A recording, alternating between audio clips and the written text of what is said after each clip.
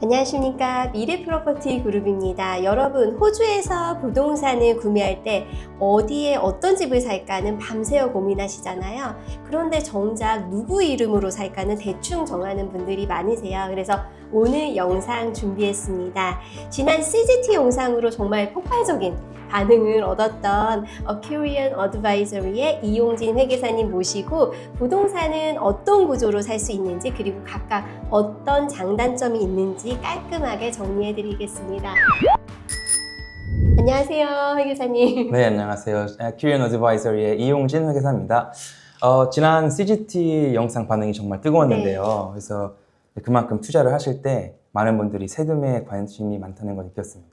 그래서 제가 한 가지 말씀드리고 싶은 부분은, 세금은 이제 이익이 발생한 후에 나오는 결과물이기 때문에 이 세금 때문에 투자의 유무를 결정하는 것은 바람직하지 않다고 꼭 말씀드리고 싶고, 하지만 이제 어떤 구조로 투자를 하는지에 따라서 결과론적으로는 수만 불에서 수십만 불까지 차이가 날 수 있습니다. 그렇기 때문에 오늘 영상 끝까지 보시면 구조 선택에 대한 기준을 잡으실 수 있을 것 같습니다. 네, 맞습니다.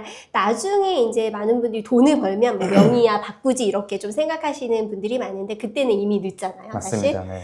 네. 스탬프 듀티랑 CGT 또 내셔야 되고 생돈을 좀 날리는 구조라고 보실 수가 있는데요. 네, 맞아요. 그래서 실무에서도 사실 이제 잘못된 명의, 잘못된 구조로 시작을 해서 정말 수만 불 손해보신 케이스도 꽤 많이 있습니다. 그리고 이제 호주에서 부동산 투자 구조는 크게 이제 네 가지로 보시면 됩니다. 이제 Individual, Trust, Company, and SMSF. 물론 더 깊게 들어가면 구조는 다양합니다. 중요한 개인이 함께 투자하는 파트너십이라든지, Joint Tenant, Tenants in Common, 그리고 Trust 중에서도 우리가 흔히 알고 있는 Family Trust, 아니면 Unit Trust, Testament Trust 등 여러 가지가 있지만, 이번 영상은 가장 기본적인 이제 크게 네 가지만 기준으로 설명을 드리겠습니다. 네, 그 회계사님, 가장 익숙한 방법이 아무래도 고객님들께서 그냥 내 이름으로 사는 거, 인디비주얼로 이제 사는 건데, 어떤 분들에게 과연 유리하고 좀 장단점이 있을까요? 네, 일단 개인 이름으로 하게 되면 장점은 심플하죠. 그러니까 구조가 가장 간단하고 다른 구조에 비해서 따로 이제 스트럭처 자체 설립에 들어가는 비용이 없기 때문에 비용이 적습니다. 그리고 이제 은행 입장에서는 이제 론 어플리케이션 프로세스가 이제 다른 구조에 비해서 되게 스트레이트포워드하기 때문에 상대적으로 대출 접근성이 높다고 할 수 있고, 그 다음 장점으로 이제 네거티브 기어링과 CGT 디스카운트가 있습니다. 네거티브 기어링은 이제 투자자분들이 많이 이용을 하시잖아요. 그래서 이제 투자용 프로퍼티에 나가는 비용이 이제 수입보다 많을 때 세금을 줄여주는 거 말씀하시는 거죠? 맞습니다. 이제 좀 더 정확하게 말씀드리면, 이제 인베스트먼트 프로퍼티에서 손실이 발생을 했을 때 그 손실을 다른 소득과 상계해서 이제 결과론적으로는 세금을 줄이는 구조를 이제 네거티브 기어링 전략이다라고 이제 말할 수 있고요. 근데 이제 요즘 인스타그램이나 유튜브를 보면 이제 네거티브 기어링이 마치 엄청난 장점처럼 부각을 해서 투자를 권유하는 경우가 많은데, 이 부분은 정말 조심해서 이제 보셔야 됩니다. 그러니까 저는 실제로 상담을 할 때 클라이언트한테 이렇게 말씀드려요. 이제 흔히들 말하는 좋은 부채, 나쁜 부채가 있듯이 네거티브 기어링도 좋은 네거티브 기어링과 나쁜 네거티브 기어링이 있다. 근데 이 부분은 굉장히 중요한 주제라서 다음번에 기회가 된다면 한번 다른 영상으로 다뤄보도록 하겠습니다. 네, 이어서 또 이제 중요한 포인트가 CGT 디스카운트입니다. 이제 오늘 촬영 기준으로 4월 22일 기준으로 현재까지는 아직까지 50% 디스카운트가 적용되기 때문에 개인 명의가 유리하다고들 많이들 생각할 수 있는데요. 이제 앞으로 이 부분이 많이 달라질 수 있죠. 네, 그래서 이제 오늘 또 우리가 영상을 또 준비한 거잖아요. 네. 그래서 혹시 지난 영상에서 말씀하신 이제 CGT 디스카운트 변경 가능성 때문에 지금 이제 개인 이름이 과연 이제 좋은가에 대해서 그쵸. 지금 잠깐 언급을 하신 것 같으세요? 네, 맞습니다. 이제 그래서 이걸 조금 더 직관적으로 보여드리기 위해서 간단한 제가 표를 준비해 봤습니다. 가정은 이제 단순합니다. 이제 캐피털 게인이 1 밀리언이 발생했고, 이제 1 밀리언이 발생했기 때문에 개인 같은 경우에는 이제 마지널 레이트, 이제 탑 마지널 레이트, 그러니까 2% 메디케어 포함해서 약 47%라고 이제 가정을 해보면, 현재 50% 디스카운트인 경우에 텍세블 인컴이 약 50만 불인 거고, 이에 해당하는 세금은 약 23만 5천 불. 따라서 이제 effective tax rate는 23.5%다라고 볼 수 있는데, 5월 달에 이제 레이버 정부가 이제 디스카운트 레이트를 조정할 거냐 말 거냐, 이 문제는 더 이상 아닌 것 같아요. 이제 요즘 흐름을 보면 진행을 할 것 같은데, 과연 이제 몇 프로를 줄일 거냐, 이제 그 부분이 중요한 거거든요. 그래서 흔히들 말하는 33% 아니면 25%를 예를 들면, 33%인 경우는 taxable gain이 이제 67만 불로 올라가게 되고, 이에 해당하는 세금은 31만 4천 불 그렇기 때문에 이제 effective tax rate이 약 31.5% 정도, 25%인 경우에는 75만 불 tax of gain, 그리고 세금은 35만 불 정도. 이렇게 되면 현재 이제 effective rate이 약 23% 수준인데 이제 디스카운트가 줄어들게 되면서 effective tax rate이 32% 혹은 35%까지 올라가는 구조가 됩니다. 이렇게 되면 회사 세율보다 높은 수준까지 올라가게 되는 거죠. 이제 이전에는 이제 캐피털 게인 디스카운트가 있었기 때문에 이제 부동산은 이제 개인 명의로 사는 것이 이제 이득인 경우가 많았었는데요. 그런데 이번 5월 발표에 따라서 디스카운트 레이트가 줄어들게 되면 예전처럼 무조건 개인 명의가 유리하다.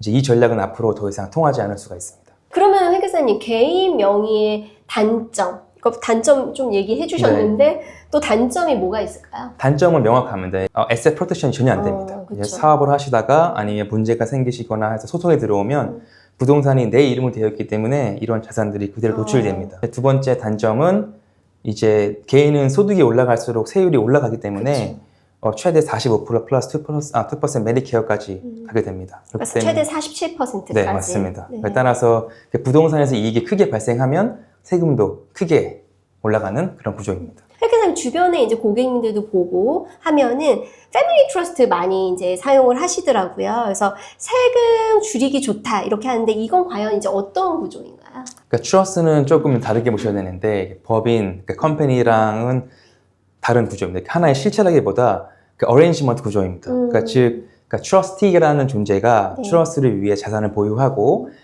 이 자산을 가지고 이제 베네피셔리를 위해서 이제 운영하는 그런 구조입니다. 예를 들어서 이렇게 트러스트가 프로핏이 발생했다. 그러면 트러스티는 그 프로핏을 베네피셔리에게 이제 분배하는 그런 구조라고 보시면 되고요. 그렇기 때문에 장점은 수익을 다른 베네피셔리에게 이제 분배를 할 수 있어서 세금 전체를 효율적으로 관리를 할 수 있습니다.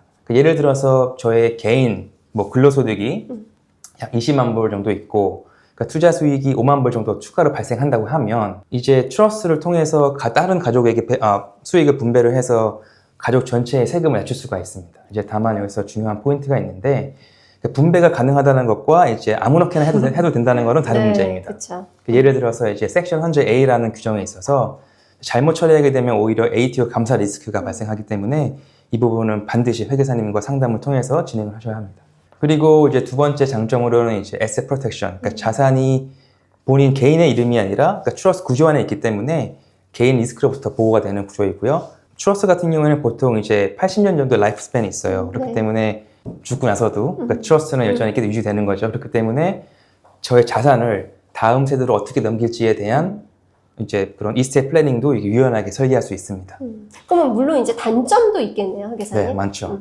단점은 우리가 아까 말했던 인디비주얼에서는 네거티브 기어링이 장점이었잖아요. 근데 단점은 그 네거티브 기어링이 발생하면 이 트러스트 구조 안에서는 거기서 쿼런틴 됩니다. 그러니까 트러스트는 손실이 발생을 해도 개인 소득으로 바로 상계가 되지 않아요. 그렇기 때문에 바로 이제 세금 환급 효과를 보기는 어렵다. 는 단점이 있는 거고. 두 번째 단점은 이제 코스트. 그러니까 물론 트러스트는 이제 새로운 어레인지먼트 구조이기 때문에 초기 설립 비용이 약 2,000불에서 많게는 약 3,000불 정도 발생을 하고 이제 매년 회계 비용도 이제 약 2,000불에서 3,500불, 4,000불 정도 발생합니다. 그리고 이제 트러스티를 법인으로 두시는 경우에는 이제 아식 비용이 추가로 발생하게 되는 거죠. 은행 입장에서는 구조가 다른 구조에 비해서 복잡하기 때문에 대출 조건이 조금 더 까다롭다고 하고요. 이제 렌텍스, 이제 이 부분이 가장 많은 분들이 놓치시는 부분인데 그러니까 예를 들어서 이제 뉴사우스웨일스 기준으로는 흔히 말하는 패밀리 트러스트 얘는 렌텍스 프리 스트레스가 없어요. 그 말은 즉슨 랜드 밸류가 $1 이상부터 바로 세금을 낸다는 소리입니다. 그래서 잘못 구조를 잡으면 적게는 몇만 불, 많게는 몇십만 불까지 매년 추가 비용이 발생할 수 있습니다. 한 줄로 정리하면 그 트러스트는 절세 구조라기보다 세금을 조절할 수 있는 그런 구조입니다.